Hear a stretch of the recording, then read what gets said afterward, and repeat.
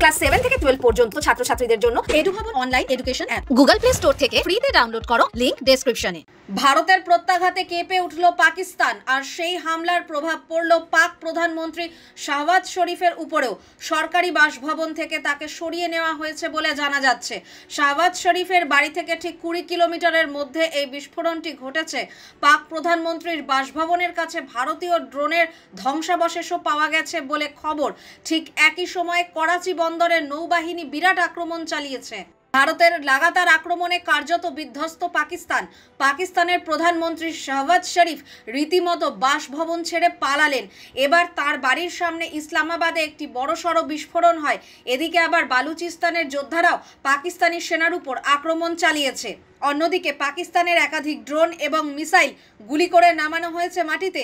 সেই সঙ্গে পাক বায়ুসেনার F-16 জেট গুলি করে নামিয়েছে ভারত।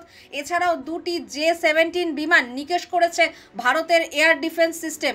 ইতিমধ্যে এই বিষয়টিও স্বীকার করে নিয়েছে পাকিস্তান। পাকিস্তানের 5টি শহরের এয়ার ডিফেন্স সিস্টেম সম্পূর্ণ নষ্ট করে দিয়েছে ভারত, আর ভারতের এয়ার ডিফেন্স সিস্টেম মোট 60টি আক্রমণকে ঠেকিয়েছে।